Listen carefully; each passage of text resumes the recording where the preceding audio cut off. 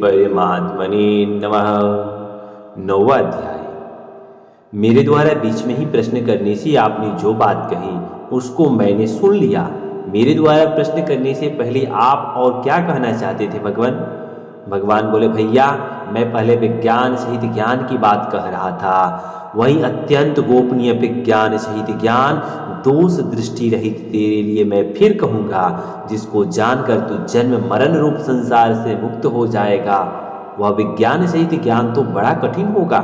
नहीं भैया, वह विज्ञान सहित ज्ञान संपूर्ण विद्याओं का राजा, संपूर्ण गोपनीयों का राजा, अति पवित्र, अति उत्तम, प्रत्यक्ष फल वाला, धर्ममय और अविनाशी है तथा करने में बहुत ही सुगम है। ऐसी सुगम विद्या को सबके सब प्राप्त क्यों नहीं कर लेते? हे परंतप, मनुष्य उस ज्ञान विज्ञान रूप धर्म पर श्रद्धा विश्वास नहीं करते, इसलिए वे मुझे प्राप्त न होकर मौत रूपी संसार के मार्ग में लौटते रहते हैं, अर्थात बार बार जन्मते मरते रहते हैं। वह ज्ञान विज्ञान रूप धर्म क्या है भगवान? मैं अव्यक्त रूप में संपूर्ण प्राणियों में हूँ और संपूर्ण प्राणी मुझ में है, तथा मैं संपूर्ण प्राणियों में नहीं हूँ और संपूर्ण प्राणी मुझ में नहीं है, अर्थात जहाँ प्राणियों की स्वतंत्र सत्ता मानी जाए वहाँ तो सब प्राणियों में मैं हूँ और सब प्राणी मुझ में है, परंतु जहाँ प्राणियों की स्वतंत्र सत्ता न मानी जाए वहाँ मैं प्राणियों में नहीं हूँ और प्राणी मुझ में नहीं है, किंतु सब कुछ मैं हूँ। पर इस संसार का उत्पादक और आधार तो कोई होगा ही। भैया हूँ तो मैं ही, परंतु मेरा स्वरूप संपूर्ण प्राणियों को उत्पन्न करने वाला, सबको धारण करने वाला और उनका भरण पोषण करने वाला होता हुआ भी उन प्राणियों में स्थित नहीं है, उनसे सर्वथा निर्लिप्त है। मेरे इस ईश्वर संबंधी योग को समझ, तो फिर वे प्राणी आप में किस प्रकार स्थित हैं? जैसे सब जगह विचरने वाली महान वायु निरंतर आकाश में ही स्थित रहती है, ऐसे ही सब प्राणी मुझ में ही स्थित रहते हैं, ऐसा मान। फिर तो वे प्राणी मुक्त हो जाते होंगे।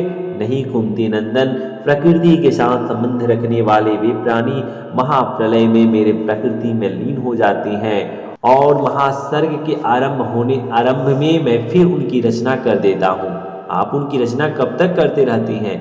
जब तक वे अपने प्रकृति स्वभाव के परवश रहते हैं, तब तक मैं अपनी प्रकृति को वश में करके उनकी बार बार रचना करता रहता हूँ। जब आप उनकी बार बार रचना करते हैं, तब आपका उनकी रचना रूप कर्मों के साथ संबंध रहता होगा भगवान। नहीं धनंजय, मैं उन कर्मों में आसक्ति रही तथा उदासीन की तरह सर्वथा निर्लिप्त रहता हूँ, इसलिए वे कर्म मुझे नहीं बांधते। तो फिर आप सृष्टि की रचना किस तरह से करते हैं? वास्तव में तो प्रकृति ही मेरी अध्यक्षता में, अर्थात मुझसे सत्ता स्फूर्ति पाकर संपूर्ण चराचर प्राणियों की रचना करती है।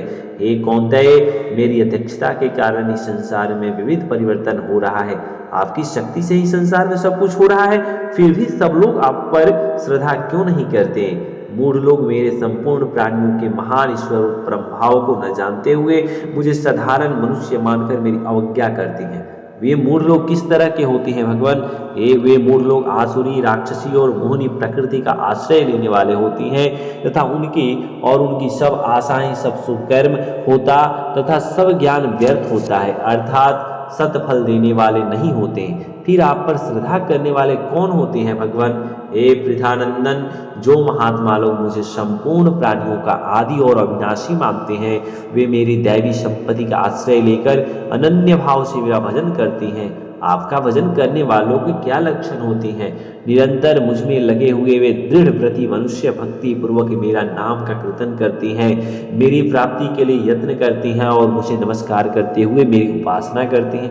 आपकी उपासना करने वालों का और भी कोई प्रकार है भगवान? हाँ है, कई साधक ज्ञान यज्ञ के द्वारा अभिन्न भाव से मेरा पूजन करते हुए मेरी उपासना करते हैं और दूसरे कई साधक अपने को पृथक मानकर तब विश्व को मेरा स्वरूप समझकर मेरी अनेक प्रकार से उपासना करते हैं। विश्व की उपासना, आपकी उपासना कैसे हुई भगवान? मैं हूँ क्रतु, यज्ञ, स्वधा, औषध, मंत्र, घृत, अग्नि और हवन रूप क्रिया हूँ। मैं ही जानने योग्य विधि, पवित्रता, ओंकार, ऋग्वेद, सामवेद और यजुर्वेद हूँ। इस संपूर्ण जगत का पिता, धाता, माता, पितामह गति, भरता, प्रभु, साक्षी, निवास, आश्रय, सुहृद या उत्पत्ति, प्रलय, स्थान, निधान और अविनाशी बीज मैं भी हूँ। हे अर्जुन, मैं ही सूर्य रूप से तपता हूँ, जल को ग्रहण करता हूँ, फिर उस जल को वर्षा रूप से वर्षा देता हूँ। मैं ही अमृत और मृत्यु हूँ, और तो क्या कहूँ, सत्य और असत्य भी मैं ही हूँ। जब विश्व रूप से सब कुछ आप ही हैं, तो फिर आपको छोड़कर मनुष्य देवताओं की उपासना क्यों करते हैं? सुख भोग की इच्छा वाले मनुष्य तीनों वेदों में कहे हुए यज्ञ आदि कर्मों के अनुष्ठान द्वारा इंद्र का पूजन करते हुए स्वर्ग की याचना करते हैं। फिर सोम रस को पीने वाले और स्वर्ग के प्रतिबंध के पाप से रहित हुए मनुष्य पुण्य के बल पर विशाल स्वर्गलोक में जाते हैं और वहां देवताओं के दिव्य भोगों को भोग कर पुण्य क्षीण होने पर पुनः मृत्यु लोक में आ जाते हैं। इस तरह तीनों वेदों में कहे हुए सकाम अनुष्ठानों का आश्रय लेने वाले और भोगों की कामना करने वाले मनुष्य बार बार जन्मते और मरते हैं। यह दशा तो सकाम अनुष्ठानों का आश्रय लेने वालों की होती है, पर कोई आपका आश्रय ले तो जो अनन्य होकर मेरा चिंतन करते हुए मेरी उपासना करते हैं, उन मुझ में निरंतर लगे हुए भक्तों का योगक्षेम मैं स्वयं वहन करता हूँ। अर्थात अप्राप्ति की प्राप्ति करा देने और प्राप्ति की रक्षा करने का काम मैं स्वयं करता हूँ। परंतु आपकी उपासना न करके कोई श्रद्धा पूर्वक अन्य देवताओं की उपासना करे तो हे कुंती नंदन, जो मनुष्य श्रद्धा पूर्वक अन्य देवताओं का पूजन करते हैं वे भी वास्तव में सत असत सब कुछ मैं ही हूँ इस दृष्टि से मेरा ही पूजन करते हैं, पर उनके द्वारा किया हुआ वह पूजन विधि पूर्वक नहीं होता। जब वह पूजन भी आपका ही है तो फिर उनका वह पूजन अविधि पूर्वक क्यों है भगवान?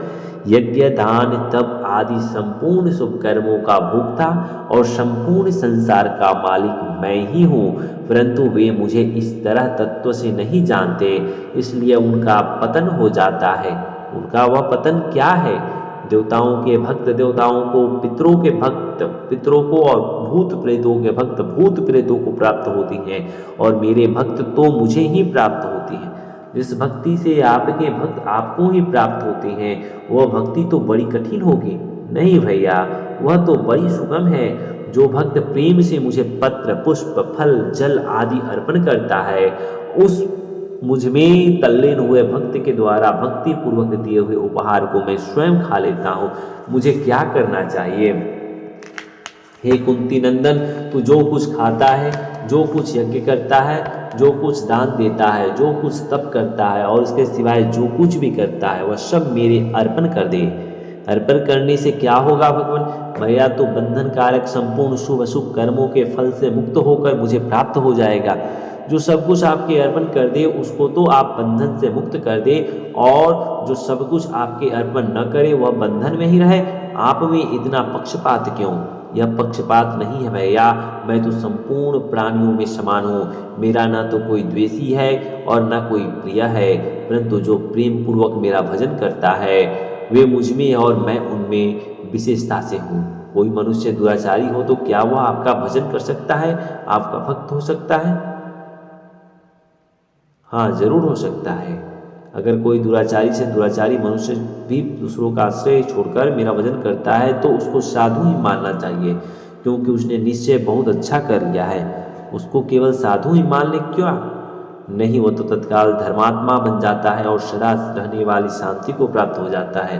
कुंती नंदन, तो प्रतिज्ञा कर कि मेरे भक्त का कभी पतन नहीं होता। आपकी भक्ति के अधिकारी और भी कोई हो सकता है क्या? हे पार्थ, हाँ पार्थ, पाप योनि वाले तथा स्त्रियां, वैश्य और शूद्र भी मेरा आश्रय लेकर मुझे प्राप्त हो जाते हैं। फिर तो जन्म और कर्म से पवित्र ब्राह्मण और क्षत्रिय हैं वे मेरे भक्त हो जाएं, इसमें तो कहना ही क्या है। मैं ऐसा भक्त कैसे बनूं भगवान? इस नाशवान और सुखरहित शरीर को प्राप्त करके तू मेरा भजन कर। आपका भजन मैं कैसे करूं?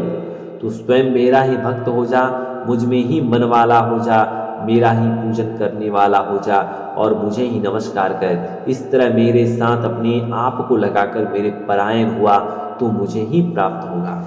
जय श्री कृष्ण, राधे राधे। मिलते हैं नेक्स्ट वीडियो में, तब तक के लिए धन्यवाद।